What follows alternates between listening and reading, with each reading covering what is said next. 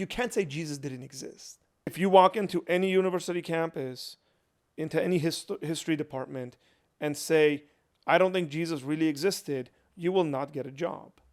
Serious people don't believe this. The historical data leans towards and suggests that Jesus was a real person. Let's just get straight to it, right? So if somebody were to ask you and they were to say, like, first of all, how do you even know Jesus was like a real person? How do you know it's just not a made up? He's not a made up person. What would you say? Well, there's a bunch of ways you can answer a question like this. Okay. Okay, there really is. But we need to establish a number of things, I think. You know, it's kind of like in any sport. You always have the rules of the game, like stuff you can do, stuff you can't do. Stuff that are definitely out of bounds, like in boxing, no low blows. But there's a bunch of stuff you can do, like you can hold, right? And any sport, you got rules of engagement. Yeah. And so when I have conversations with people, I like to set the rules of engagement.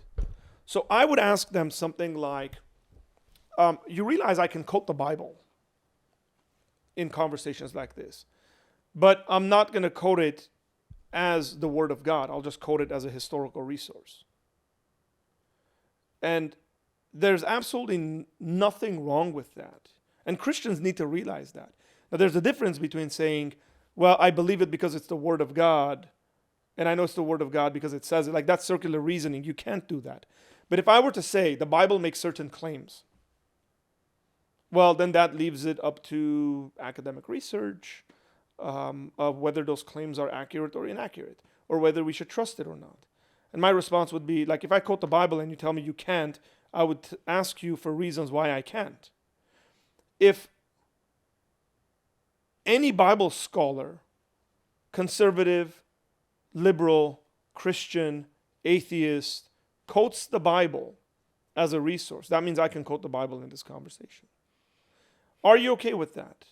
And it'd be whether the person says yes or no. That's an approach I would take. So although I think I get where you're going with that, and this basically saying that I would, and correct me if I'm wrong, but I would imagine you would go and then say that the Bible is somewhat of like a history book in itself. Correct.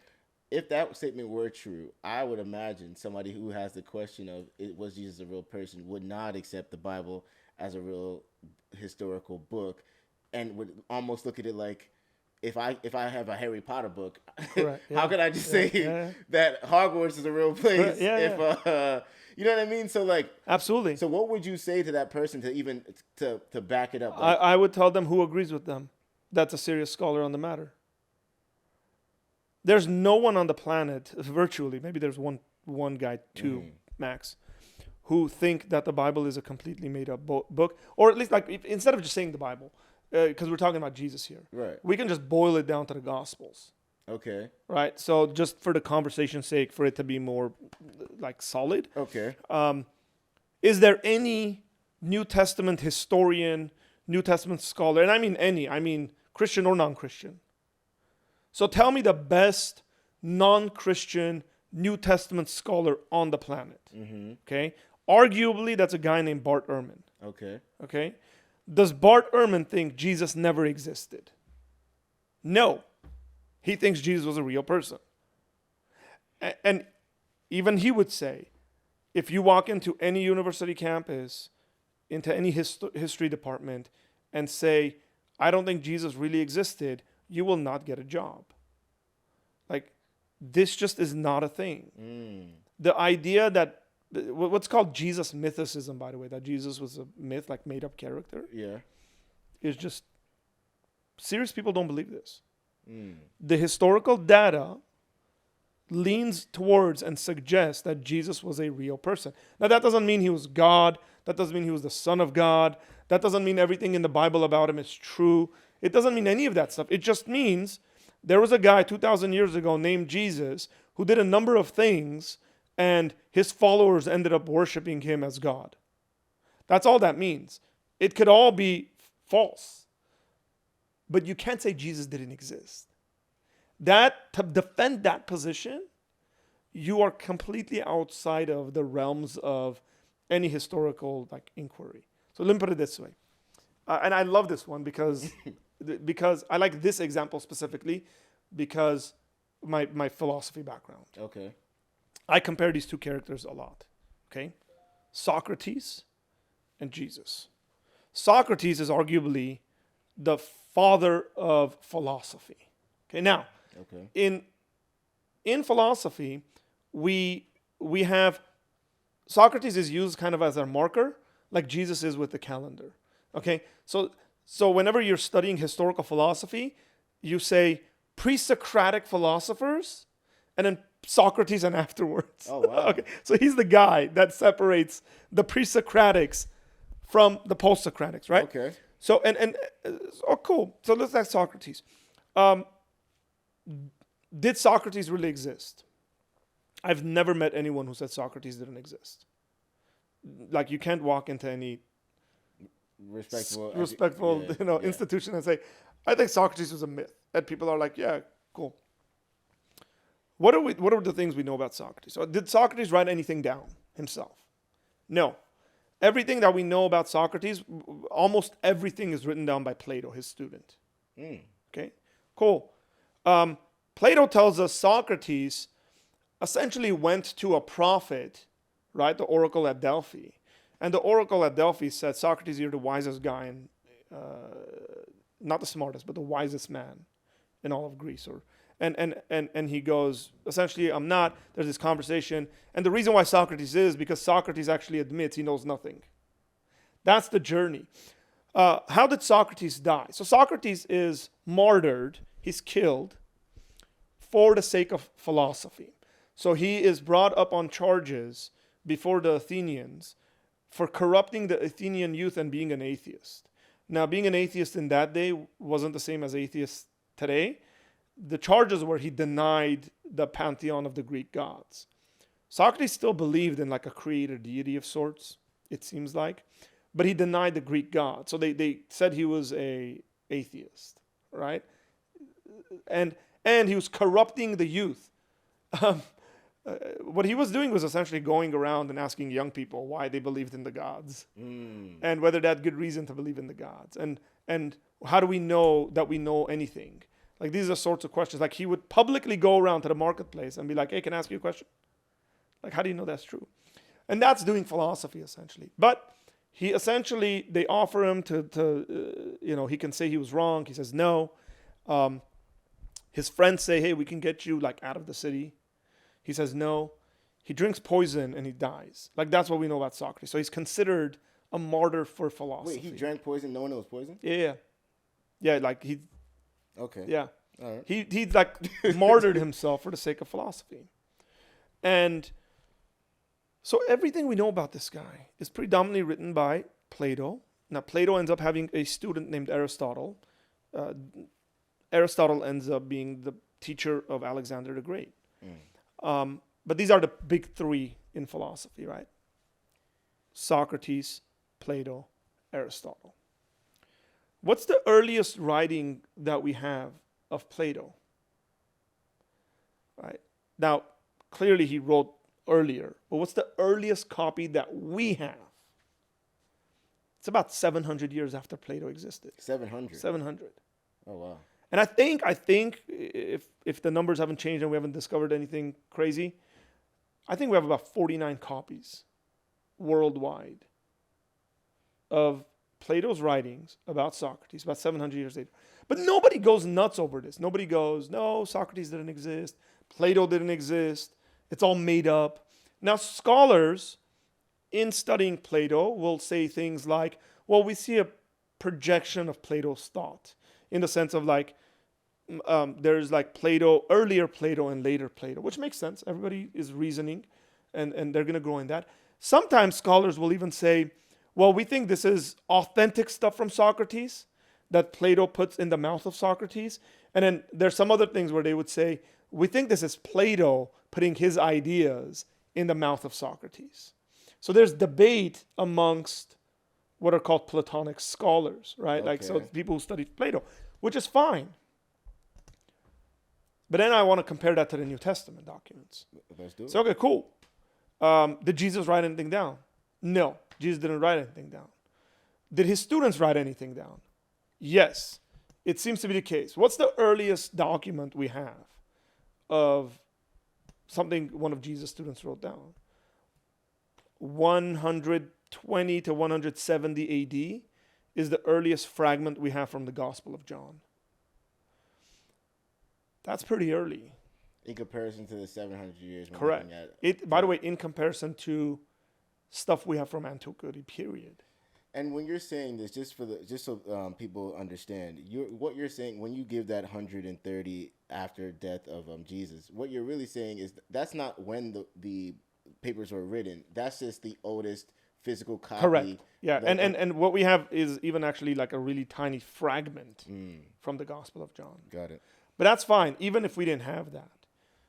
In the 2nd century, so let's just say early 100s to late 100s, we have a bunch of church fathers that quote parts of the New Testament in their writings. Because these guys are writing letters to churches, they're writing letters to one another. And then we look at their writings and then we compare it to the New Testament documents. And we go, they're quoting Peter or they're quoting a portion of the Gospels. So it's for sure the case that these things were written before 100 AD. So even though we have the first copy of the Gospel of John in 125, it's written before that because they would make copies of copies of copies. Of course. Right. And so we have really early writings about Jesus. Now, even like someone like a Bart Ehrman, he would agree with the dating of, say, 1 Corinthians being in the 50s AD. Yes. Well, 1 Corinthians is dated in the 50s AD, and Paul in 1 Corinthians is quoting from a song or a hymn of sorts about the burial, death, and resurrection of Jesus. Then that means that's an earlier thing he's quoting from. And they'll take this even earlier, and they'll think that like that hymn about the death, burial, and resurrection of Jesus is written probably about 2 years after the death of Jesus.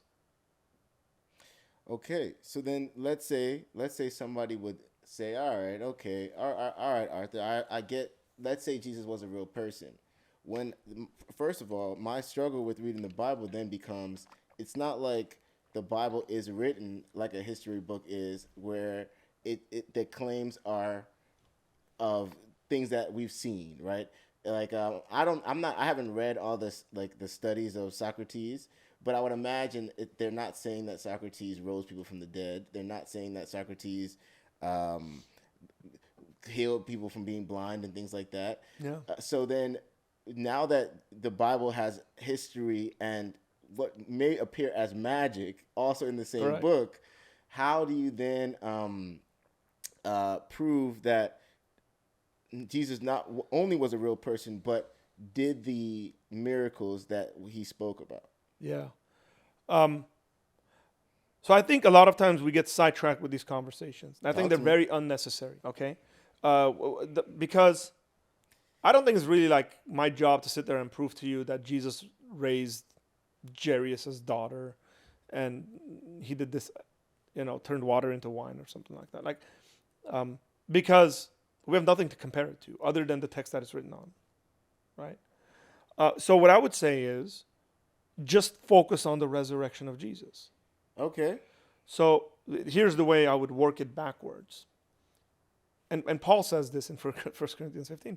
Look, if Jesus did not rise from the dead, our faith is vain. It's useless. Yeah. Okay? And Paul says, let's just go eat, drink, and be happy. Like, if Jesus didn't rise from the dead, let's just go party it up. Right. Like, the purpose of life at that point becomes enjoyment. Yeah. But if Jesus did rise from the dead, that means there's a miracle. That means it validates the stuff he taught. It validates the disciples he had. And so they become trustworthy on the matters they wrote about him. Yes. And that means God exists. Yes. That it means God has the ability to guide and protect his revelation to people. Yes. It just means a bunch of stuff. 100%. Okay. So I think we focus on the resurrection. Did Jesus rise from the dead? Can you prove that? Yeah, I think it depends what you mean by prove. Well, Yeah. Can you back it up as like history's backed up? Yeah, right. That's a very good point, because a lot of people use the word proof in a mathematical sense towards things that are non-mathematical questions. I mean, can I prove? This is why I brought up Socrates, that Socrates really existed. Like, what would it take for me to bring you bones and for you to do research and say, yes, these are the bones of Socrates? Like, would you even be able to do that? Probably not. Right? So lots of conjecture in the midst of that. Okay. And I think we view historical stuff in a historical sense, and we should view non-historical stuff in a non-historical sense.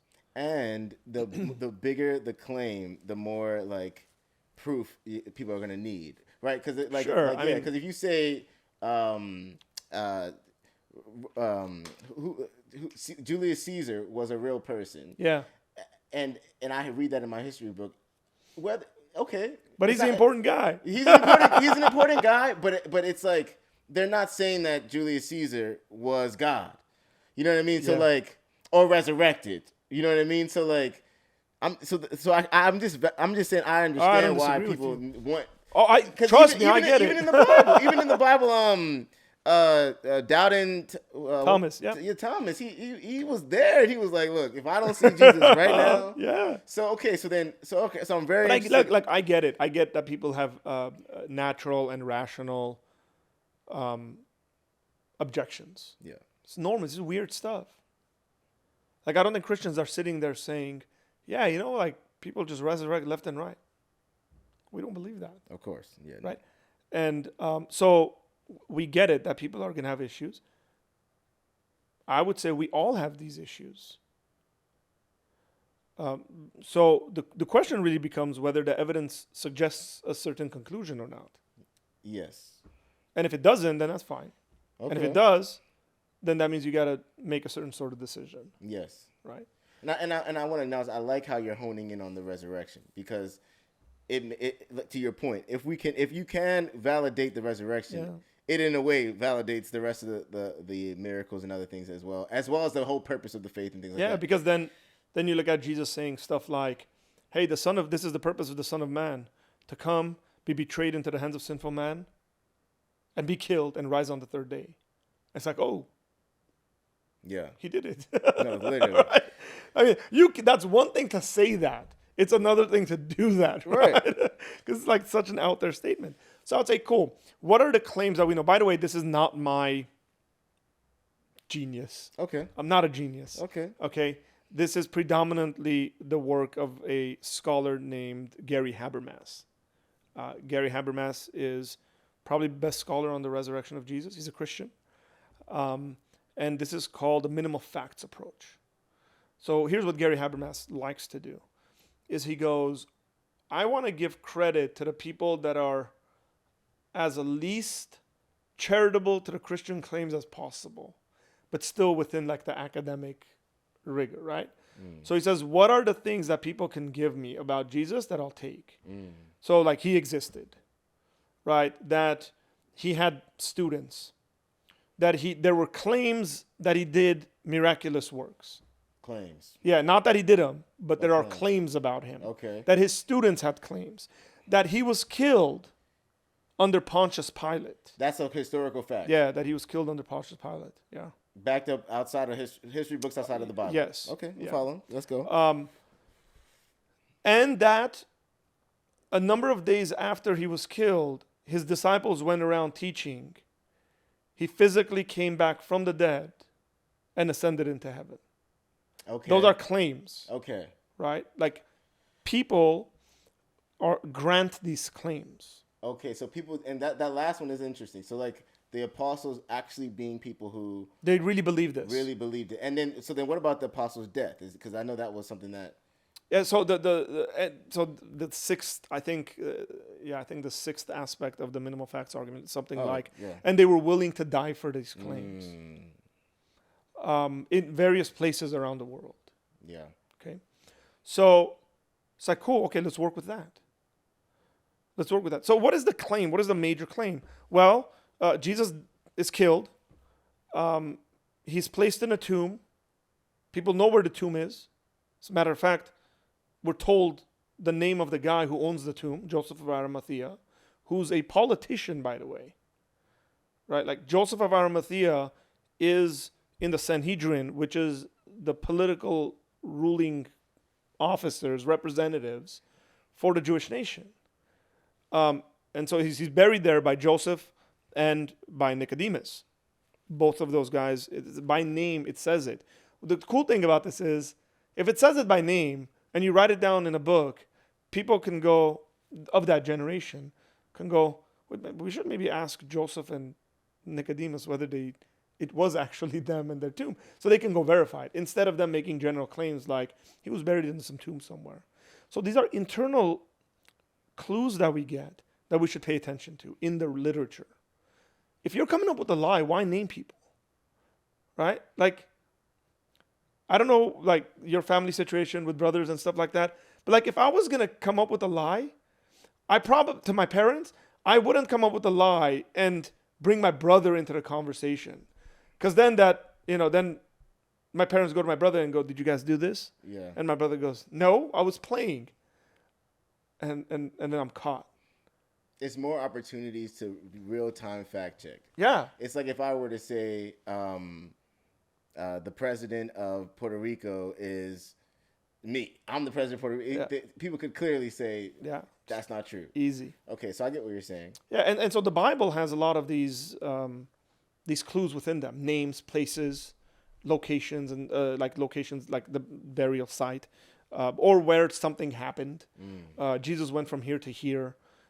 If the people, by the way, this is very interesting. So you'll get claims like Jesus went from this location to this location, and then you get some scholars saying stuff like, "Oh, the Gospels were written 200 years later." But those places, they didn't have access to those places 200 years later. So how do they know those two locations existed 200 years later, right? So there's a really, really cool scholar. His name is Jim Wallace, J. Warner Wallace. Okay. J. Warner Wallace is a cold case homicide detective.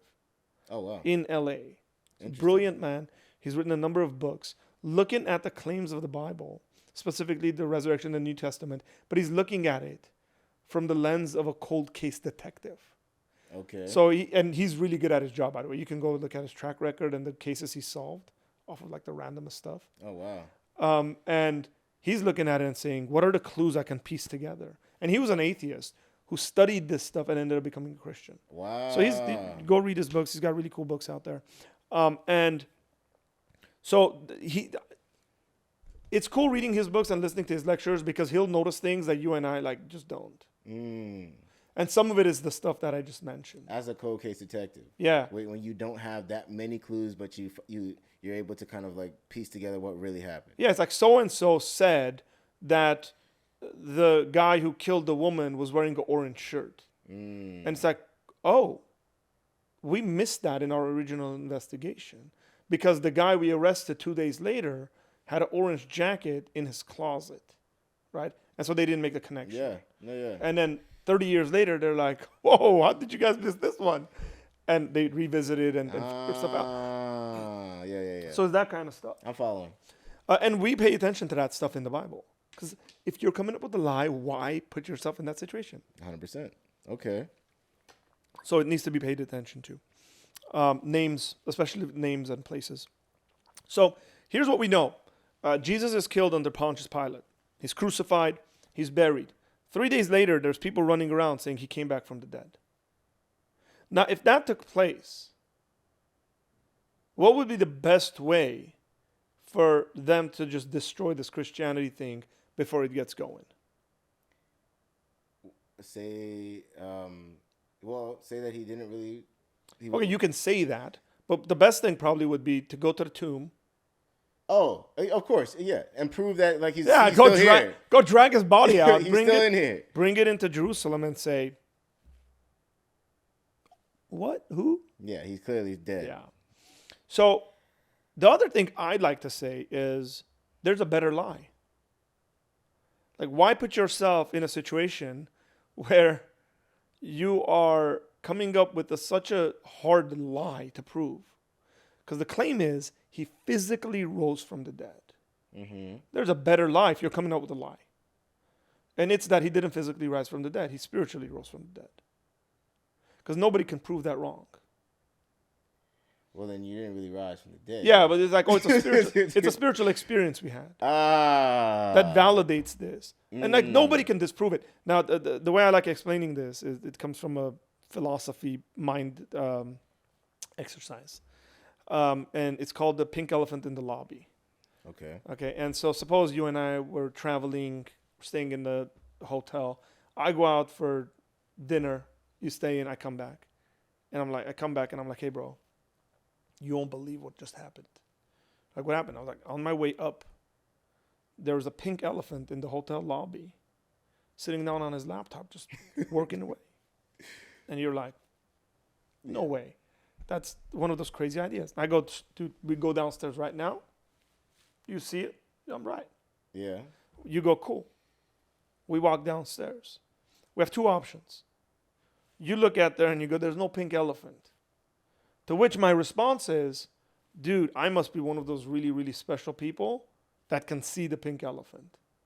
And you're not one of them. Oh. There's no way you can falsify that. You can't convince me I'm wrong. Because what are you going to say? I can't see it. Then I'm going to tell you, well, you're not special. Like me. Yeah. Okay? What's the other thing that can happen? You say, hey, I can see it. Yeah. I go, dude, you and I are both special. It's other people who aren't special. So, if the disciples were coming up with a lie, this would be the perfect lie. Jesus rose from the dead spiritually, not physically. And he appeared to us special people, his students, those who loved him and those who were with him till the end. And you guys don't know him, don't see him, because you hate him, right? You guys are the ones who killed him. And so if they go and bring the body and show the body, we say, well, we never said he physically came back from the dead. We just said it was a spiritual experience. There's no way they can prove this wrong. And they go on their merry way. They preach whatever they're preaching, and they start a religion like any other religion has started in history.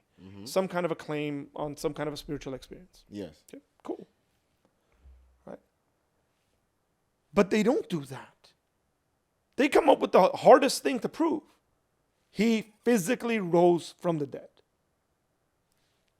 So the people knew where he was buried, all the leadership, all the people they're in competition with in the book of Acts. And they're telling them, stop saying this stuff. And the Bible records the first counter theory to the physical resurrection. Which is what was it? That they stole his body. Oh yeah, which I would think. Yeah. If I were in that time, I'd be like, no, you guys just took his body somewhere, and yeah. So Cool. that would be my immediate thought. Cool, but why? Again, let's just assume they're coming out with the fake story. I would still stand by my story that they just say spiritual. No, Like, I do see. I didn't think about that. So I do see what you're saying with like they could have came up with a better lie. yeah, because now they're risking their lives. So, but if every time you're going to risk something, the payout has to be bigger. Think about it. Like any business you do, any life decision you make, There's an incentive. there has to be a bigger incentive. Yeah. It would be very weird if you're like, hey man, give me $300,000 to invest, and you're gonna get zero. yeah. It's just because you like me, right? And if you're like, give me $300,000 and the payout's gonna be $10, you're like, no, it's not worth it. It has to be bigger. So here's what the disciples would have to have done. They would have had to go and steal the body. Which is hard because they were guards. Correct. So now they are going to steal the body of Jesus from soldiers that are the most well-trained military force on the planet.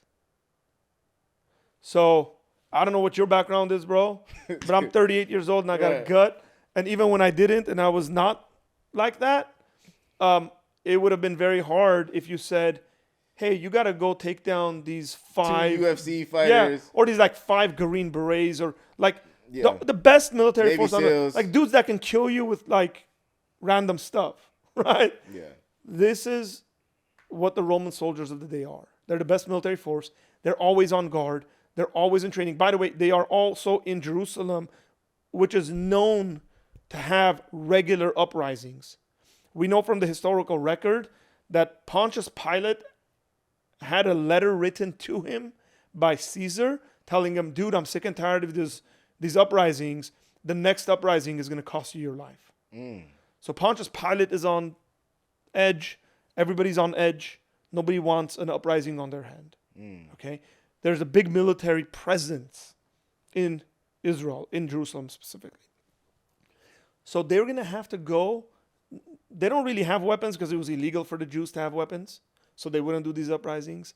So these guys got the weapons, the shields, the armor. Like, what are they going to fight with? Daggers, kitchen knives, pitchforks? Like what? Sharpened farm tools? They're fishermen. I'm sure they have knives. And if they kill them, like let's say they just had like guns, even though they didn't. But let's say if they were to kill the guards, then it's obvious that you robbed the body because the guards are dead. Correct. Yeah. But they're not. But the guards didn't die. The Bible says, at least, the claim is the guards come and then they're like, hey, like this happened. The stone was rolled away. We had this experience. And the opponents, the religious leaders say, we're going to essentially protect you from your boss, which is Pontius Pilate. The reason why there's a protection in place is because if you're a Roman officer and you lost something you were guarding, it was the death penalty. So there's bribery that happens in the midst of that. And then the claim is just say that they stole the body. That's what the alternative response they come up with. So there's a missing body no matter what. But saying you lost a body, I mean, they stole the body. Doesn't that still mean they died, though? Because... Who died? The guards. It's like, well, that's the religious leaders who are political leaders as well, essentially bribe them and they protect them from that, right? Well, just to push back, somebody also could say, well, couldn't the disciples have paid off the guards to steal the body? Yeah, did they have the money is a question. I don't know. Where did they get the money from?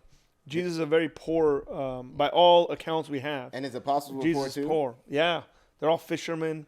You could say they're the equivalent of a small business owner, but on a day-to-day kind of, depending on how the fishing season was. So they didn't have... I mean, the guy that probably might have possibly had some kind of money would have been Matthew, the tax collector, right? Yeah. To pay these guys off. But again, then you're looking at a risk to reward kind of thing. And again, I'm going to go back to saying, why steal a body and come up with a story like this and then be willing to die for it? No, yeah. And stealing the body doesn't even do that much, depending on, like, because even stealing the body in itself is risky, right? Because if you steal the body, I don't know if you're going to burn it, just put it under the sea, but there's the chance of that body or the remains of that body being found, and then... Yeah. So it's not a foolproof... Stealing even if you go and bury it somewhere, then you run the risk of one of your co-conspirators cracking. Yeah. Right? And so if the disciples die... I didn't even think about that. Yeah, like... So, what's his name wrote a really good book on this. He's called Nixon's... Chuck Colson. So Chuck Colson was a part of the Watergate scandal. And with the Nixon administration. And when they were all found out, he ended up going to jail and becoming a Christian, wrote a book on this stuff. And he actually does this comparison. He goes, it took us 2 weeks to crack. All the lies that they had come up with, they started investigating everybody individually and stuff. He said in 2 weeks we cracked, and people started telling on each other. And they're probably back then, being that the Jewish people at that time who weren't Christians, there probably was an incentive to cracking. Like if let's say they were lying, I would imagine, like you could be paid for saying that no, we did steal the body. Yeah. Or you're tortured. You're just beaten a lot. Yeah, and they were tortured. Yeah, I mean, there's no laws against not being tortured like that. Unless you were a Roman citizen, which they weren't. Right? And then they were willing to travel to the ends of the earth. Like literally, like some of them went to India. Some of them went, and I'm not talking Paul, like disciples. Yeah. Right? Some went to India, to Armenia, to Persia, to Egypt. Like these guys went all away from each other. Like one of them would have cracked. And they're all like horrendously treated and killed in various ways. There's some legends surrounding their deaths and stuff like that, but their deaths weren't walk in the parks. And you don't have any of them saying, no, man, like we made this up. Because, again, remember I said the risk reward. Like, what are they gaining? Did they become richer? No. Did they have a lot of influence? No. No, they become more persecuted. Their families kick them out. Their society rejects them, both their Jewish society and the Roman society. Like, Christianity actually, you could say, becomes a thing post all of these guys dying. Yeah, so it wasn't like they were even like local celebrities. Like They're not. Even locally, they're being beaten and they don't have like a follower. They don't have a lot of followers right now. Like it's still very much so like a startup religion.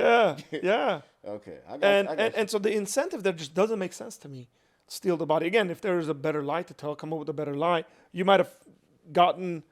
Now there was a number of like weird spiritualist sects within Judaism, like separatist movements, right? Like, so the most famous one of these separatist movements would have been what we call the Essenes, which rejected the temple, they rejected the Jewish religious structure, and they became separatists. They all lived amongst themselves.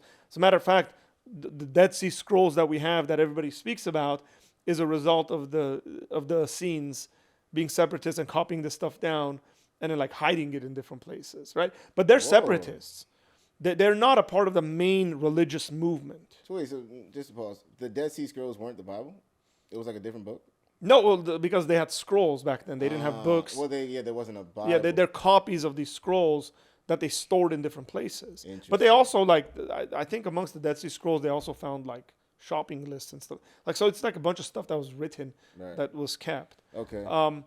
But again, like, the disciples could have come up with this weird story of Jesus resurrecting from the dead spiritually and then become separatists.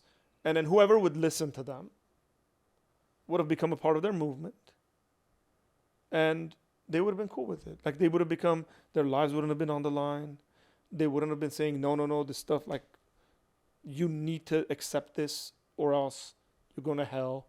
Like, it makes no sense. There's no serious incentive for them. But there's a number of other theories other than his body was stolen. Okay. Right?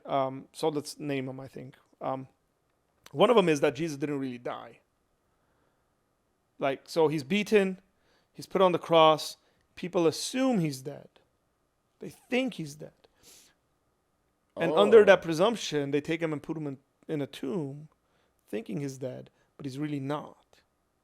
I didn't even think and about then that. he shows it's called the swoon theory. But cool, like let's take it to its logical conclusion, right? Okay, Jesus is beaten, what is commonly called 40 lashes minus 1, so 39 lashes.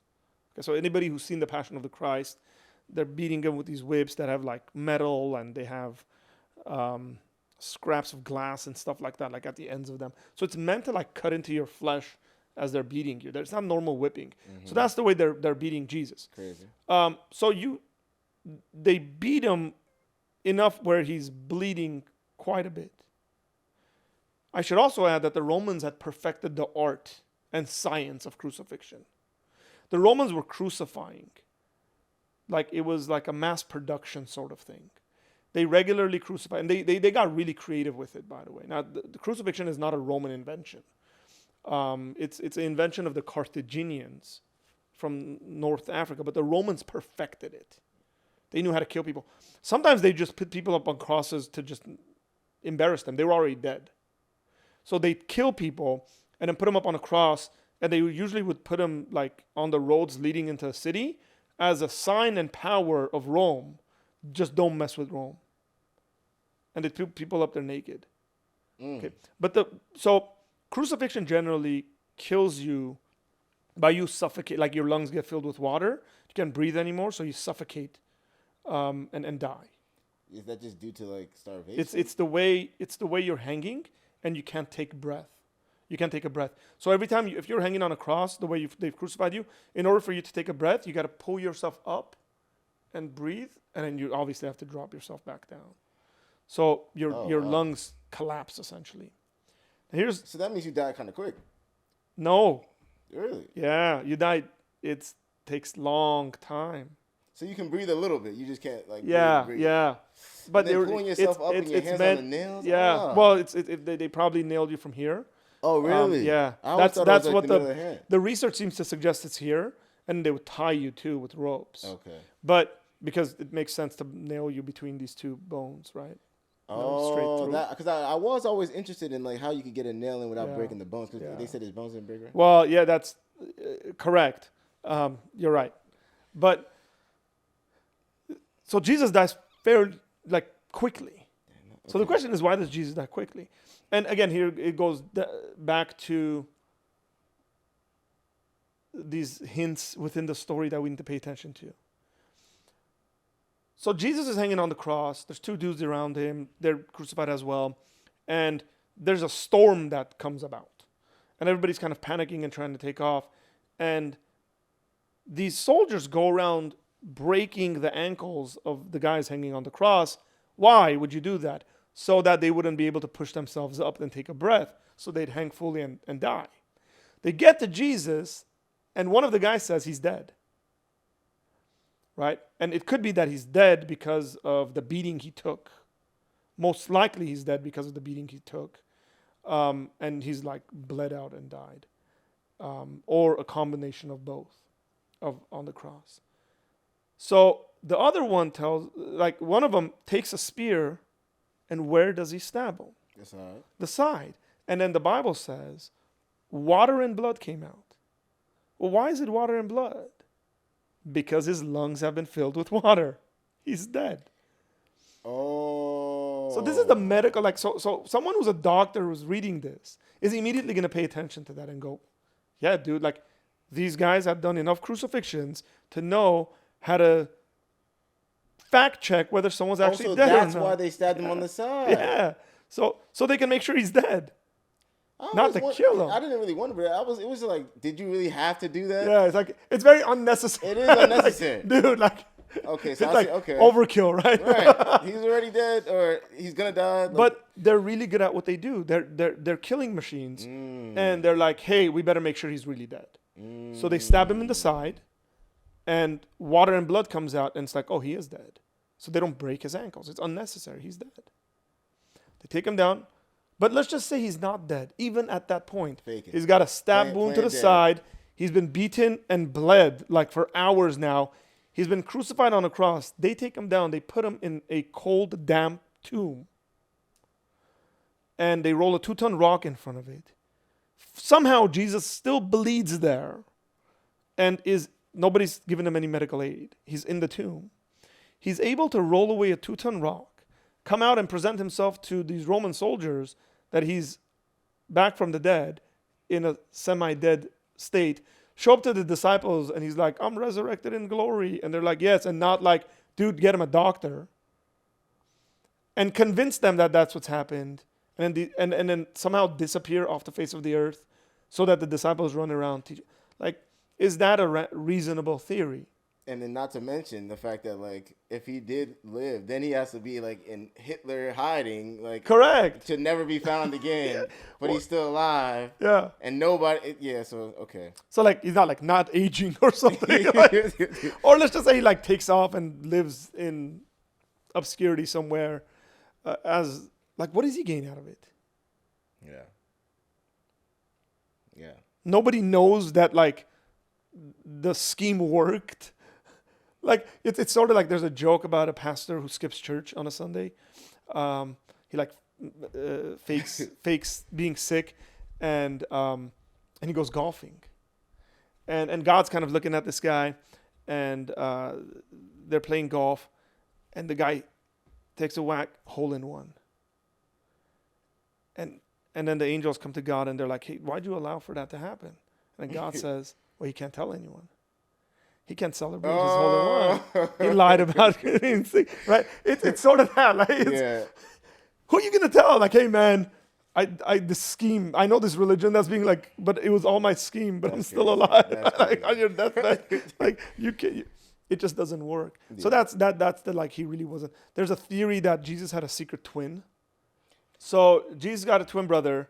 The idea in this is that They killed his twin, but he still lived. there's two theories that function around this. Okay, one of them is that they kill Jesus, Oh, and but his his twin is like takes his place. Mm. I'm like, cool. Let's take that to its logical thing. We know for sure Jude and James are Jesus' brothers, right? Yeah. There's half brothers. Like, would these guys not know he had a twin brother? Like, how about Jesus' mom? Or anybody like who's cool with him at all. Yeah, like anyone that's hung out with him and spent time with him. And the interesting thing is, in the Gospels, here's one of those things. Jesus goes and preaches in his hometown, and the people's reaction is this not Joseph's son, the carpenter's son? Like, are his sisters not married to our sons? Are his brothers not this person and this person and that person? Yeah. So he couldn't even. Yeah, like, dude, this is a small town boy. Yeah. He's a small village boy. I don't know. Maybe this is hard for Americans, like in big cities, to figure out. But most of the world lives in small towns. And when something happens, everybody knows about it. Like, when you mess up, everybody knows you messed up. And not only is it like Arthur messed up, but it's like Arthur, the son of so-and-so, the brother of such and such, really messed up. That guy's an untrustworthy character. Don't trust, right? Like, your whole entire family's name is now on the line. So you got to be very careful. Reputation matters quite a bit currently in the world, but also in the ancient world even more. I can imagine. And they literally have these sorts of reactions to Jesus. Are these not his sisters? Is this not his mom and dad? Are these not his brothers? Jesus' brothers don't believe him in the beginning. They have a hard time. They're like, go prove yourself. He's like, no, it's not my time. James's conversion to actually following Jesus is actually one of the evidences that Dr. Habermas uses, that he's a reluctant convert. Are That these, he like, would have had outside more of the reason. Bible stories? So, no, I mean, James is the author of the letter of James. Oh. That's the James. And There's a couple of Jameses in the Bible. yeah, and that James is Jesus' brother. Yeah. Oh wow. So is Jude. Yeah. Jude's Jude- Jesus' Jude. brother too? Mhm. Really? Yeah. I did not know that. And so, like, why would these guys believe? Like, these are people who would have known about this stuff pretty clearly, right? Mm-hmm. Or again, even if it's the same argument, if it's his brother that's killed, right? This sometimes takes a weird variation of, it's like, it wasn't Jesus on the cross that was killed. This is the weird Islamic explanation of it. So Muslims don't think Jesus died. Oh, they think he's. He just ascended. And then, so the idea is that, like, God made it seem like it was Jesus on the cross, but it wasn't Jesus. And then, depending on the different people you talk to, some of them will say it was Judas, made to look like Jesus. Some of them say it was just like a kind of mirage of sorts. It was a facade. It was like, yeah, it wasn't really Jesus. That brings into question a bunch of different things about God's character, but like killing innocent people for something they haven't done, like, is something that they're trying to get away from. But like, this guy really didn't do anything. Yeah. That's why some of them will say it was Judas, because he betrayed him, so he deserved it. Yeah. But it's like, did anybody, like, who comes up with this story? It's like, oh, Muhammad comes up with it 600 years later. Yeah. Should we trust him, or should we trust the guys that hung out with Jesus? Right. I take my bets with that guy, right? Yeah. Wrong tomb theory. So the disciples showed up at the wrong tomb on Sunday morning, and they were like, oh, it's empty. He must have risen from the dead. That's one of the theories. And I would just say, again, a very simple way of knowing this was, it only would work if you didn't know whose tomb it was. But you know it's Joseph's tomb. And Joseph could have been like, no, guys, like, wrong tomb. It's this one. And he's still in here. Yeah. And he's right here. It still doesn't answer the questions of Jesus' appearances to his disciples, and for them to be convinced of that, because there's later appearances. There's people like Thomas who don't believe. Right? It's like, Thomas is like, I want to see, man. And Jesus shows up. It's like, how did that happen? So the wrong tomb theory doesn't seem like it has much going for it. And so again, like for me, like anytime somebody comes up with any kind of a theory, and we can have various theories or variations of them, my immediate reaction is, cool, let's assume it's true and run it to its logical conclusion. Yeah. And then see if it makes sense, see if the disciples would have had reason to do whatever it is. Like anything else you would investigate. Like think about like all the conspiracy theories we hear today. Yeah. There's tons of them. Dan, you make content, Yeah. I make content, Yeah. and we hear some crazy stuff. Of course. From the moon landing was fake Yep. to, I don't know, the recent disease that was in the world was Yep. somehow cool. Let's assume it's true. And then let's run it down. Let's run it down and see if it makes sense. Like, for example, the moon landing story. I don't have a stake in this game. I really don't care. But I would just say, how many people would it take to come up with a conspiracy of that sort? Right? Not only initially, but also after the fact of people who are sending things into space. How many people does it take to maintain that? It's quite a bit of people. Or the flat earth kind of stuff that regularly comes about. Like, can you imagine the amount of people you'd have to convince? You can't say NASA. NASA's not a person. Right. Where it's like three friends sitting together like, hey, bro, you want to do this? And yeah, the cool, knowledge that's learned from like that research, I mean, that landing on the moon is then applied to so many other. Yeah. Like, so if that were not true, then so many things that, yeah. Yeah, and sending satellites into space and the people involved in that and people actually going and looking like so it's a lot of stuff. Is it possible? Sure, in a really weird way. But again, I dabble in philosophy. When you tell me something is possible or not, a lot of things could be possible, dude. Like, right? We could be, brains in a vat. Like that's possible. But is it probable? Like, does the evidence suggest that? Yeah. It doesn't seem to be the case. So what does the evidence suggest? And I would just, ultimately, I kind of circle around and come to the people asking these questions, and I say, the reason why it seems to me that you don't want to believe in the resurrection is not because there's a lack of evidence or rationality or intelligence in the conversation. It's more that your presumption is that God doesn't exist.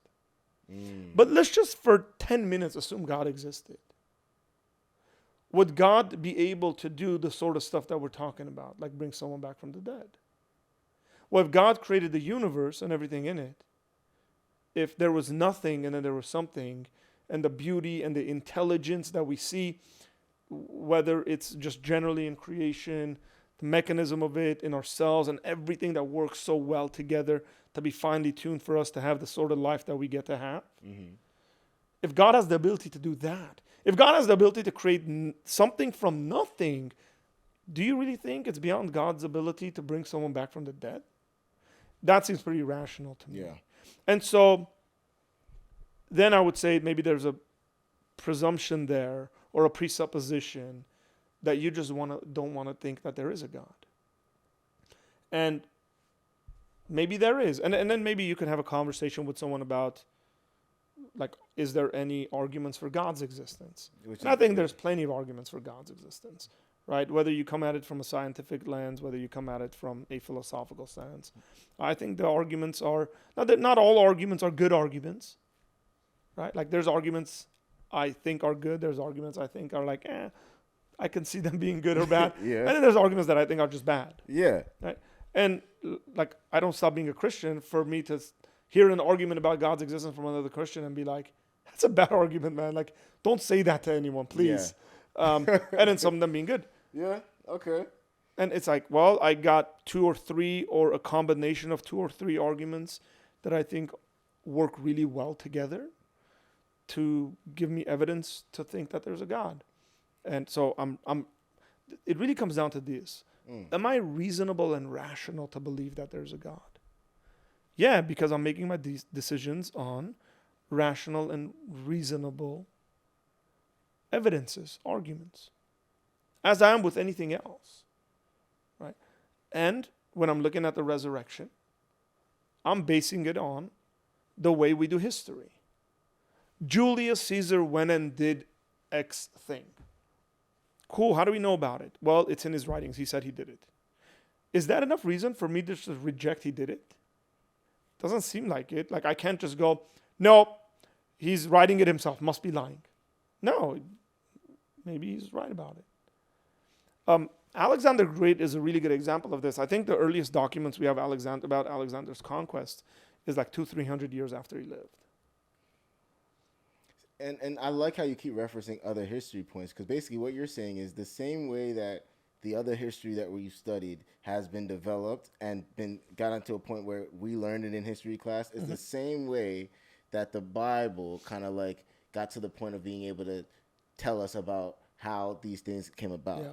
So like that's I see where you're going. I see where you're going. So the thing is that like people get hung up on the miracle stuff. Like the miracle stuff for me is an afterthought. Okay, like apart from the resurrection. Like the resurrection is a miracle. But notice the way I approach the resurrection is when you have all these things happening, what's the rational conclusion? So then question though. So then did Jesus, when he did like when he was raised from the dead, did he then only show himself to a small select group of people? How many people in history seen Jesus alive after he was That's very interesting, right? Like this would be a part of that whole conversation about, like you're coming up with a conspiracy. Let's keep it as small as possible. But isn't that what it was, or no? But well, let's just see if it was or not. Like, what does the data show in regards to the saying? So, say the disciples were, Judas is gone, and then they're like, hey, the 11 of us, pretty good group. We can maintain this. But it doesn't seem like it. In the book of Acts, there's a lot more than 11 in the upper room, right? Okay. And now, at that point, I think they replaced Judas with Matthias, and there's 12 of them are speaking in tongues, proclaiming the gospel of God, that this Jesus you guys have killed has come back to life. So there's 12, let's just say, plus these other folks that are committed to this. This guy, Paul, is a very unique individual. There's a number of things about him that are very unique. Number one, he's not a follower of Jesus from the beginning. But he's also not a neutral guy. He's not a guy that's like, I'm not on this side or I'm not that on side. Paul is a persecutor of the church. Mm-hmm. Now, his name is Saul. That's his Hebrew name. And it seems like there's a Romanized or Greco version of his name, which is Paul. Mm-hmm. And so Saul is a young man when one of Jesus' followers, Stephen, is being killed. And in that interaction, it's very interesting because the book of Acts introduces Saul in the context of Stephen's death. So it says they gathered stones, they're stoning Stephen. Stephen prays the same exact prayer Jesus prays on the cross. Father, forgive them for they don't know what they do, which is very interesting. He also makes another proclamation that's theologically significant where he says, I see the heavens open up and Jesus is standing at the right hand of the Father, which is the place of power, right hand, but he's also standing, which is judgment language, and not sitting, which is like Jesus. Essentially, he's saying, I see Jesus is going to judge you guys for what you're doing to me. But it's still praise for their salvation. And then it says, the people that are casting the stones take off their coats and they bring it and they give it to Saul to like hold or at his feet or something. And that's a sign of respect for this young man who is by this point a religious scholar by his own right. And then it introduces us to Saul saying he's so zealous for his religion that he's willing to go and find followers of Jesus and either imprison them or kill them. So this is a guy who really doesn't want this story to get out. Of course. Because he sees it as a blasphemous religious movement because they're claiming that their human leader is God incarnate. Yeah. You can't do that. Yeah. And in the midst of that, he has a vision or an experience. It seems like it's a vision. He hears things that other people aren't hearing. He sees things that other people aren't seeing. But that's common within the Old Testament story. Yeah. Right? And then he has a conversion. He's like, okay, I'm going to go around and tell people about this Jesus too. Now, this guy in the book of Corinthians, in the letter of Corinthians, says, after the resurrection of Jesus, Jesus first appeared to his disciples, his immediate disciples. And then he says, and also appeared to me as the one born out of time. Jesus appeared to him on a different time. And then, but when he says to the 12 disciples, he also says, he also appeared to 500 other people. And he makes this statement, some of whom who've fallen asleep. That's a euphemism for death. Okay. Some of whom who've died, but some are alive. Which again, remember I said when you're studying these things, it's like, cool, he's appealing to evidence. He's saying, guys, some of the people who saw Jesus after resurrection are still alive. You can go find them and talk to them. But you don't believe me? Go ask around. Again, small towns, small cities, small countries. Word spreads like crazy. Remember when Jesus is doing his ministry, he's preaching, and then large groups start gathering. How did the large groups start gathering? They're not sending out mass emails. There's no news that's saying, Jesus is going to make an appearance on the mount. Yeah. Like, people just told people. They're like, oh man, I heard this guy. And word spreads. So then, question, and this is just, so when I'm reading the Bible and I hear about like when the Gospels start talking about Jesus' resurrection, you have the ladies. Forgive me for not remembering their names. Yeah, who come to the tomb. They're the ladies. By the way, that's a weird thing. We'll talk about that. Why the ladies? Interesting. But then when he like shows himself to them, from my recollection, I think he says, "All right, go let them know I'm here." Yeah. So then, where did he go? Did he just like how did he get from? Because did he walk? Did he? Just, yeah. Why didn't they just walk together? Did he like disappear and then reappear? So it seems like Jesus is not. We're going into. Sorry, I know I'm sidetracking this a little bit, but is it different kind of conversation?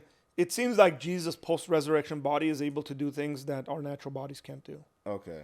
Which is like space and time don't seem to have a hold on him. Physical objects don't seem to restrain him. So again, those hints in the stories. It says the disciples are gathered in the upper room and the door is closed. And it says Jesus appeared among them and said, peace to you. And so this is when Thomas is saying, I won't believe till I see him. So the door is closed. And I thought they opened the door for him. He like walks through objects. Oh, wow. So now I had this question when I was in Bible college. And it was kind of bugging me. I was like, dude, like, how's his body doing this stuff? So I went to one of my really brilliant professors, and I thought this is like a knockdown question, by the way, at the time. I was like, dude, this is a good question. He's not going to have an answer. So I go up to him. I was like, professor, like, that is X, Y, and Z. And then he looked at me, and he said, Arthur, can you do the stuff? He said, were you able to do stuff that you do today when you were like 2 years old? And I was like, well, no. Like, there was a time I couldn't walk. And there was a time I couldn't talk. And there was a time I couldn't do X, Y, and Z.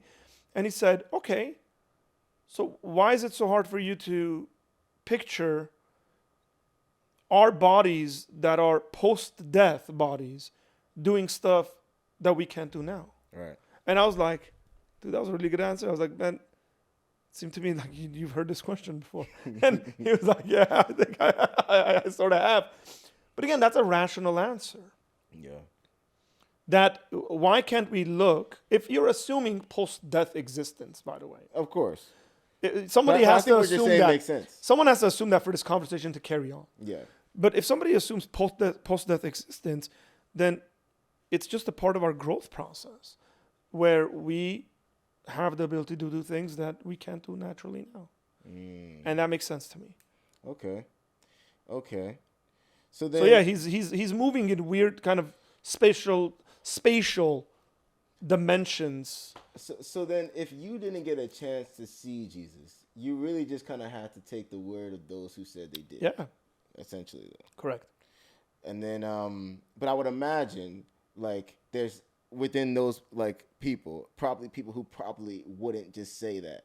Like you have those friends who, like, they're not going to just say take your word? Yeah, like, you know what I mean? So I would imagine if there is, let's say 500 people, out of the 500, somebody's like, yeah, no, it really did happen, and it's like, oh, if he's saying that, Yeah, I trust this guy. like it must have really happened. I don't know about those guys. Yeah, but but yeah, I don't know about those guys, but if he's saying it, it must have really Yeah, happened. yeah. So okay, all right. So then I guess like history wise, that. But is, let's just look at like personal testimony because that's important. Okay. Some people will go like, why trust them? Yeah. I'm like, cool. You've just completely said we shouldn't trust anything historically written.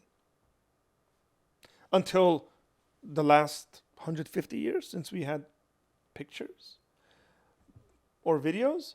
But even think about it now. Yeah. Like, what about all the like deep fakes that are coming out, AI stuff? Where it's like, can we trust testimony at all? So in a court of law, the best kind of evidence, and you go and look up, you can watch interviews with J. Warner Wallace, and he'll say this.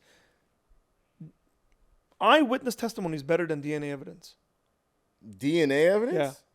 Because DNA evidence tells you like a fact. Yeah. Like we found this guy's DNA there. Right. It doesn't tell you how it got there.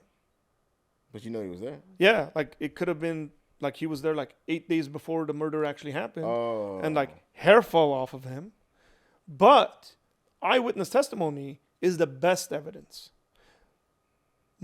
Multiple eyewitness testimony. See, now I'm with you. Now here's the thing. Multiple eyewitness testimony is even better evidence. Yeah. I can see Now, if you have one person saying, hey, I saw the guy 11:59 exiting the house. And then, they do their research. They're like, the victim died at 11:48. It's like, oh, that puts them in really close proximity to when this event happened. So, cool. What was he wearing? Oh, he was wearing this and he was wearing that. And then you do your research. You go and check out the guy's house. He has the same clothing. Is he being framed? Maybe. Maybe this is a hater. Like, we don't know, right? Like, so, but imagine if you had like 4 people that saw him and one of them was, oh, I saw him enter the house, but I never saw him exit, but I saw him enter the house at 10 p.m. Now you've placed him at 10 p.m. and then you've placed him at 11:59 and the murder took place in between that. You got some stuff going for you. 100%. So, again, this is a lot of the work of J. Warner Wallace where he's like, this is just the way we crack cases, man. It's eyewitness testimony. Someone said this, someone said that. We found this. Oh, we went and looked at the guy's bathtub and it was bleached recently within the last like 2 hours after the murder, the timing we have of the murder. So they built these cases. And then by the way, we make decisions to send people to prison for life or give them the death penalty based on eyewitness testimony. So in a court of law, you are supposed to prove as the prosecution beyond a reasonable doubt, not certainty. Your arguments have to be beyond reasonable doubt.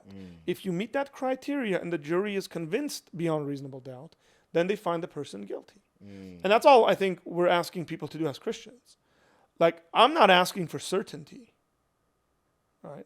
Like in the philosophical sense of certainty, like 100% kind of certainty. I'm just asking people to look at the evidence and ask themselves whether they are convinced of this beyond a reasonable doubt. Now, people can have religious experiences.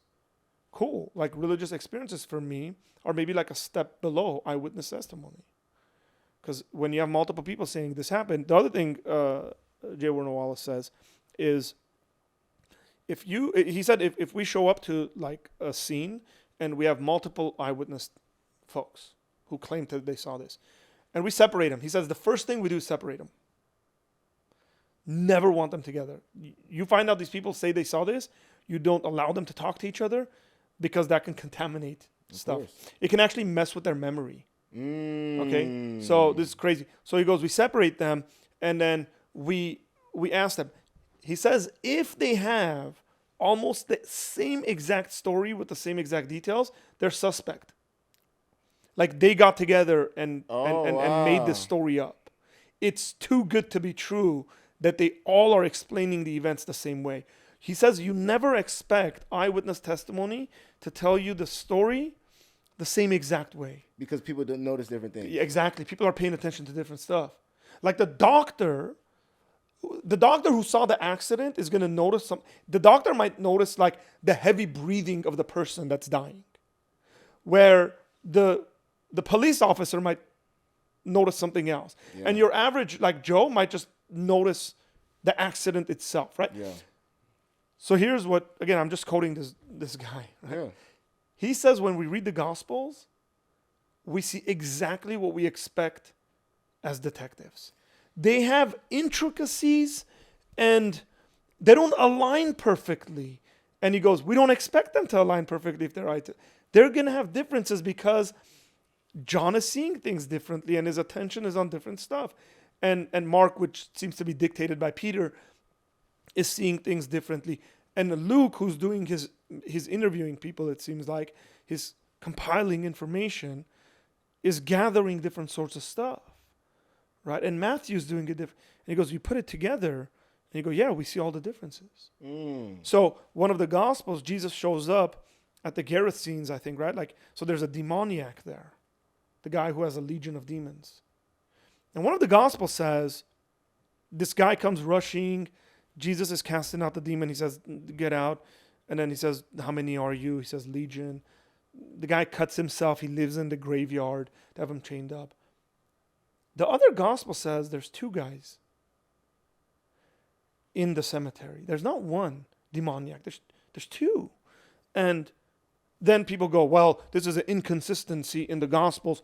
Why does one say there's one and the other says, because one author is focusing on one thing, which is typically how we do things.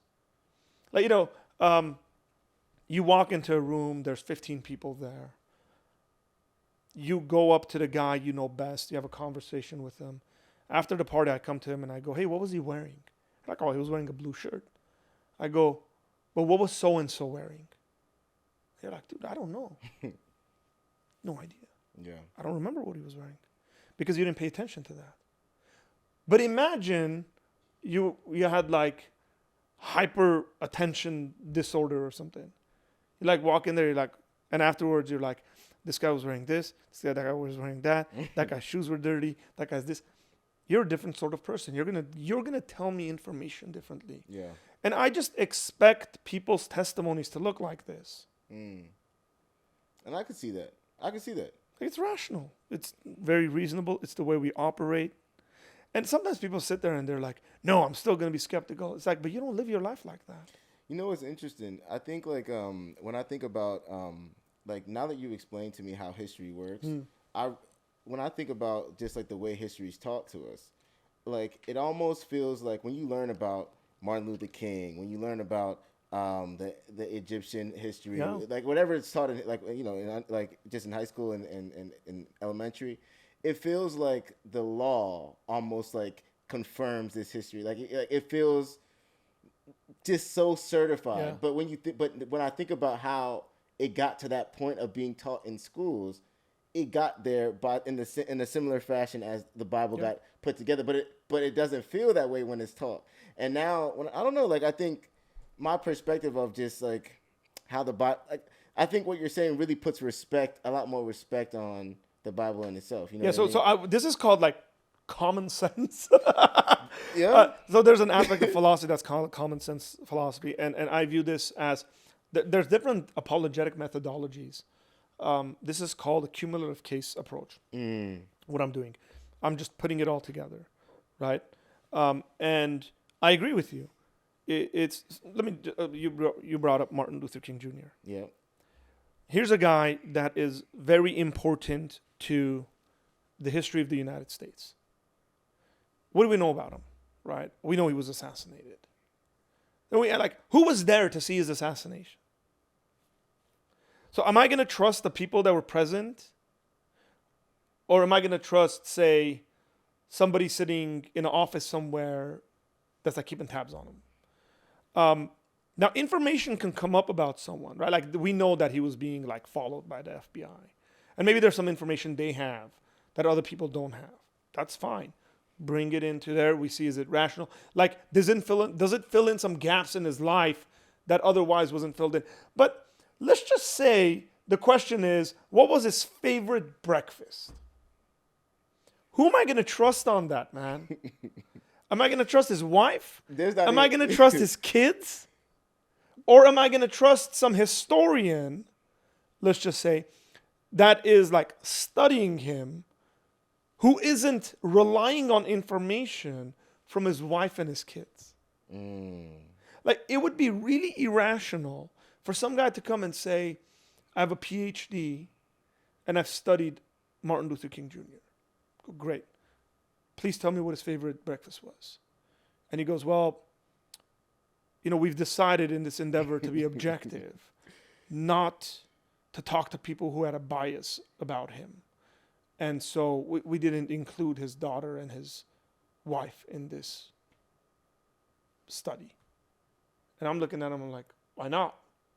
Like, wouldn't those be the people that would have seen him on a daily basis? Yeah. Well, we asked this guy who traveled with him. We asked this other guy. But, like, who made him breakfast more? His wife. It's like, assuming a number of things, right? Yeah. And like, that's the way I view, like, some people that approach Jesus and theology. They're like, we've decided to study Jesus without looking at the guys who hung out with him and wrote stuff about him. And I'm like, why? Let's just say they were wrong. That's okay. I'm even willing to grant they could have been wrong. But why are you not including the people that would have spent the most time with him? What conclusion do they come to when they, let's say, exclude? Well, the thing is that they always come to weird conclusions about him. They always come to conclusions like the stuff that the disciples were teaching was different. The message that Jesus was preaching was different than the one that these people are saying. This has way too many religious motifs. They kind of try to secularize him. It's like you will have people write professional academic journals and books on mythologizing Jesus, de-religizing Jesus. And it's like, why? He literally lives in a very religious time period, very religious society, and his students came up with the religion. Yeah. So why are you trying to do that? You're trying to make him a lot like us? Secular, the way we view the world? How does that make any sense? So that's like my thing is, most of the historical stuff we know that we trust, like you were saying, was from people who spent time with whomever, whether that's Thomas Jefferson, whether that's George Washington, or the founders of this country, or whoever it may be. It's almost like arrogant ignorance. But good. At the same time, it's like, how do you get somebody to like not feel that way? Because it's so natural to feel like that initial thought that feels so smart is a smart thought. Yeah. Like, there's no way that happened. And like, because your average person is not going to even get to a point of like looking into all this. They're just going to jump to a conclusion. Like, how, you know what I mean? So, but I would just say your average person is not an atheist. Yeah. Like, let's look at the world. Yeah. How many percent of the world is an atheist? How many people in the world have a predominantly, from the get-go, religious outlook on life? Yeah. And so, if I'm just going to go by numbers, I just be like, I'm going to ignore you guys. Like, the way you think is out of the norm. This, like, unless you're going to view yourself as like a more advanced version of our species than somebody who prays to their ancestors in China, right? Or people in Africa who have religious traditions and ceremonies and songs they do, and Christians who pray to God by the power of the Holy Spirit. Like any religion you look at that point, most people are religious. So then, question. So then, so when looking at just kind of how everybody's kind of processing all of this right now, how do you get somebody to see what, like, just to value this? Because if you don't, most people, I would assume, would look at being a believer in Christ or look at being a Christian or whatever and kind of say, maybe they're right. If I did the research, maybe they're wrong. But when I look at you, I kind of see somebody just like me. I don't even understand what makes your life so much more different than everybody else. You know what I mean? Like, people throw this out all the time. Like, I think religions make you a better person. Yeah. But I don't think that they are real, and I can't trust it enough to lock in on it, right? What would you what's the whole point? How would you answer that? If somebody were to ask you what's so special about you now that you're a Christian, or what makes it so important? Yeah. Why are you even fighting for me to even know this information? What would you say? Yeah.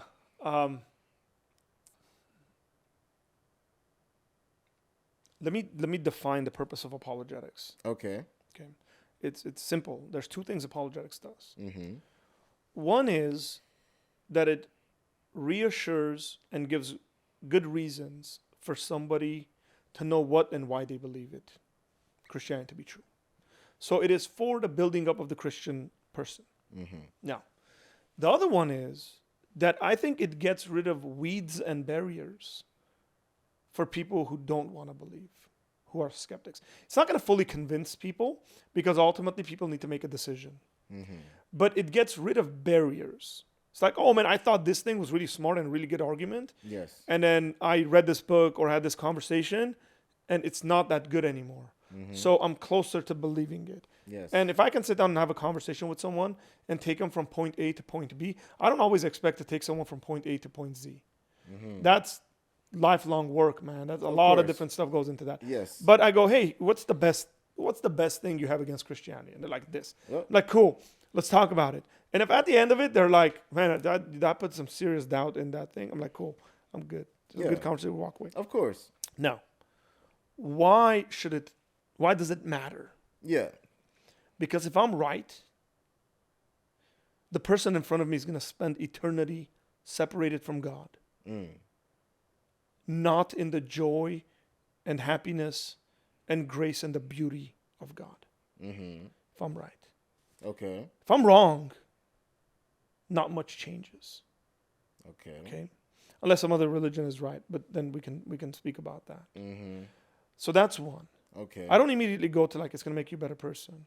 I'm not very sure about that. You might already be a really good person to start off with, but that doesn't mean you're good enough to go into the glory of God. Right. Right? It's not based on Yeah. goodness. Yeah, it's on God's grace. You might already be like a pretty decent individual. Like your life is set up pretty good. Yeah. You're pretty wealthy. You're an entrepreneur. You're a great father or a wife, a mother. Like you care for your love. Like generally you live by a Christian ethic. Let's just say what we would consider like a good person. Yeah. Still say you need Jesus, because you were created by God with the intent of having a relationship with God. Humanity was. We were never intended to live life apart from God. We were never created to live separate from the source of all existence, from the source of all goodness, beauty, and truth. Mm. So it's like returning to that.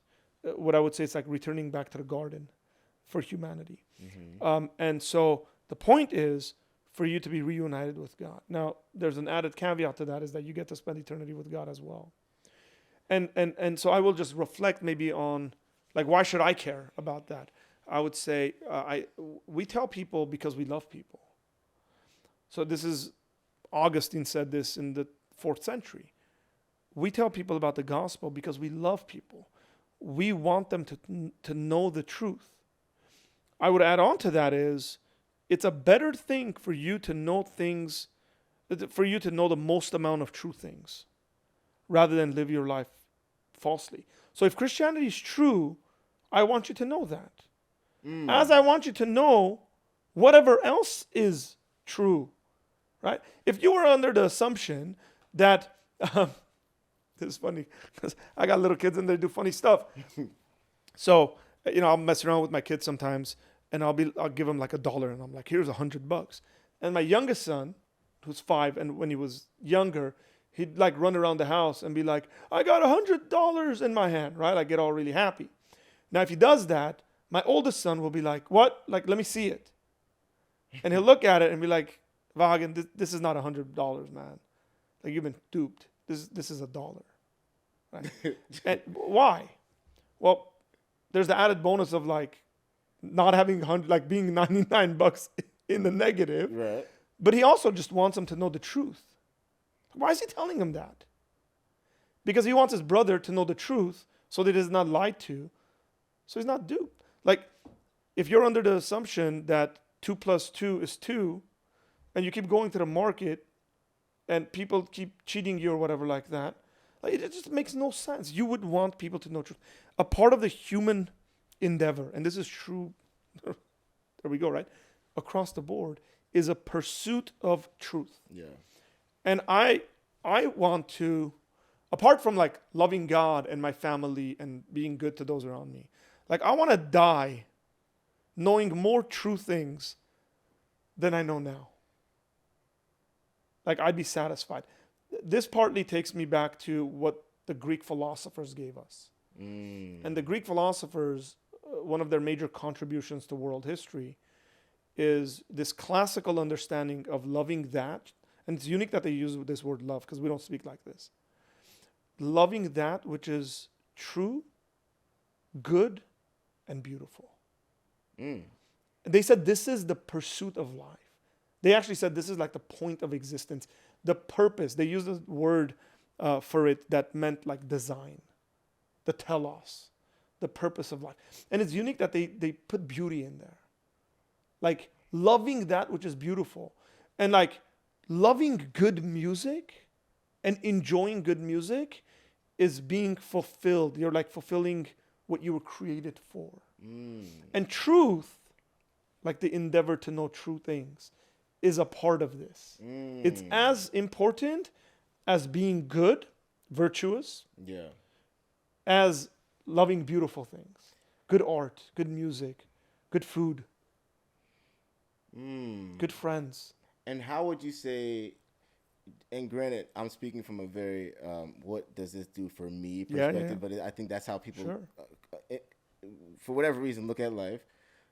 How does the knowledge of true things improve one's life? Yeah, I think generally speaking, again, I would go back to the purpose that the Greek philosopher said this, was that so you are a better citizen. And they meant this like politically. And I mean it politically, but I'll add some more to it. So I'm just a generally better human. Now again, somebody might say, well, you were already a good human before you became a Christian. I'll be like, yeah, but I'm better now. Right? So that I'm a better friend, so that I'm a better husband, so that I'm a better father. Right? So, practical example. If I lose my cool on my kids and I yell at them unnecessarily, like which father hasn't done this? Of course. Right? What's my response? So I sit back, say I get angry and I yell at them unnecessary, right? Like the reaction was not equal to whatever it was that they did to get that out of me. I was having a bad day. I'm stressed out. I come from work. They do something. I just yell at them and kind of lose my cool. Yeah. At times I'll go back and sit in my chair and then go, man, like they didn't deserve that. But what do I do then? Because they're kids. The oldest kid I have is 9. I can just let it go. They can't do anything to me. They're kids. What's the best they're going to do? Maybe they'll grow up and not like me very much, but they might actually grow up and like never remember that event at all. But I have a responsibility before God of being a good father. First and foremost, that's where it starts in my mind. The question I ask myself is, and sort of prayerfully, I say, God, how am I honoring you as a father? Like, what should I do in this situation? And I look at the Bible, I think about God's thought, and I go, man, I got to repent. I got to apologize. So I go and I pull my kids aside and I collect them together. And I say, listen, guys, I want to apologize to you guys for the way I acted. And I want you guys, and I need you guys to forgive me for the way I acted. And I don't just let it go. Like, I'll sit there and be like, I need you guys to like say, I forgive you. And then they'll be like, Dad, we forgive you, or I forgive you. And I'm like, cool, thank you. What I love about that is because you could, in theory, you could maybe get to that conclusion outside of being a Christian, correct, right? Yes. But what I love about what you're explaining is the chance of you running into that conclusion as a Christian is a lot higher, or maybe learning that lesson faster, right? Like, when even non-Christians look at the life of Jesus, they all have to kind Yeah, of they all like acknowledge, them. like, man, I don't think you could live a more like selfless, like loving life. Like Yeah. that's like love just as in its purest way, right? So I love what you're saying. Though. Like I've asked this question many times, and I think your answer kind of resonates with like how I feel the most. Like I really respect what you're saying. And it Yeah, makes sense to me. because look, too many Christians are like they're just concerned about death and heaven. Yeah. That to me is an afterthought. It's sort of like it would be weird if I sat there and I thought about what it would be like for Arthur to be 75. Yeah. Now, if I make it there, then I'll get there. I don't have to like be in a rush to get there. Yeah. Like, what's the point?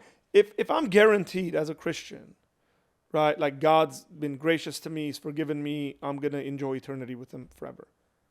That's afterthought. I'm gonna get that. It's already there. It's in the bank. We're cool. It's like, how do I live today? Now Jesus spoke like this. Jesus said, "Don't worry about tomorrow, for tomorrow has enough worries of itself." Right? Like, think about today. And the context He's saying that is, give your worries and your anxieties to God today. Like, don't worry. Don't. That's gonna.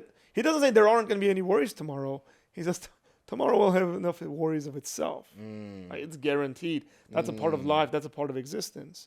Right? So if that's already there, like eternity is already there for me, then the question I ask is, what's the point of my life? Like, why didn't I become a Christian? And God said, "Hey, Art, you're good. Dead, heaven." So what is it that God might be doing to me in this life that might not be the case in eternity? One of them, and the one that I come to as an individual person, is the Bible speaks about this thing called sanctification, which is, very simply put, being made to be like Jesus more and more. Now, every Christian is saved, is the language we use, or theologically we said justified. But every Christian is also sanctified, or being sanctified. The word there is saint, that's in there, being made like a saint. And the idea is being changed into the image of the Son of God, to be changed to become like Jesus. So the Bible says in the book of Romans, do not be conformed to the patterns of this world, to the way the world does things, but be transformed by the renewing of your mind. The word for transformed there is in the passive. It's in the passive, and it's in the way it's written. The word itself it's in the second person passive, I think. That this is something someone else is doing to you. They're transforming you. So the idea there is that don't be conformed to the patterns of the world. So that's a responsibility you do. You're not becoming like the world. And then in doing that, God is transforming you and your mind. And then it tells you a reason. So that, it says, you would test and approve what the perfect will of God is. So these things are happening so that we know what the will of God is. And the Christian life is a life of continuous transformation and change. So that I become more like Jesus. Yes. So that any Christian becomes more like Jesus. And look, some of us are knuckleheads, and it's going to take us a long time. And some people, it's going to take a less time. And I don't know, maybe this is somehow related to the timing of our deaths. That would be like pure conjecture and guess on my part. Maybe like Arthur needs 30 years to become more like Jesus. Oh. And maybe someone else needs 20, and that's when they're going to die. And that's when Arthur, I have no idea. Okay. That's a complete guess. So I could be wrong in all sorts of ways. I see where you're going. But like, and so I view life from that perspective. And I think that's scriptural, because you become a Christian and you go, now what? Well, now you learn what it looks like to be like Jesus. And we do that in multiple ways. We do that by prayer. We do that by studying and reading the Bible, God's revelation. Like, I learn more about God, and I go, oh man, like God's like that, and I'm not like that. And how can I be like that? It's like, oh, I can do this, this, and this. Some of it has to do with being in a church community. So one of my influences is a guy named Dallas Willard, who's passed on now, but he was a professor of philosophy at USC, head of the department, Christian, Jesus-loving dude. Like, the guy was a really good philosopher, really good theologian. And he goes, what's the point of the church? And he says, well, it's like a group of Christians who come together and they're like, hey, we want to be more like Jesus. let's spend like 6 weeks learning what that looks like together in community. And let's learn what it's like to love people and to be loved by people, because that's hard. It's really hard. This is why marriage is hard. Because the person that is closest to you, that you give the most reason not to love you, chooses to love you every day. Like you wake up and she's like, yeah, man, you stink, like physically, right? Yeah. And you do stupid stuff, but I'm gonna love you today. Yeah. And you do the same to them. Yeah. And so you learn what that's like. That's why you see people who've been married for like 40 years, and they can like read each other's minds if it's a healthy marriage. Yeah. And you kind of go, how is that possible? Because they found the secret of what it's like to allow someone to love them, and then for them to love that person. And here's a good definition of love. It's the best I've heard. To want or to will the good of another. And that means a bunch of different stuff. Like, so, say I walk in home today and my son hasn't done his homework. And I call him over. I go, why didn't you do your homework? And he goes, I don't know, I didn't have time. Or I was playing video games or something. And then we figure out how we're going to deal with that. I go, well, I'm not going to give you extra time to do your homework because you have till 9 because that's bedtime. So you're going to show up to school tomorrow. And you're going to have to deal with not meeting your responsibilities. Because why would I do that? Why wouldn't I sit there and say, I'm going to give you an extra 2 hours today, even though you wasted your time playing video games, to do your homework so that you show up tomorrow and then you can say, yeah, I finished my homework. Or like for me to finish your homework for you. Because I'm not willing you're good.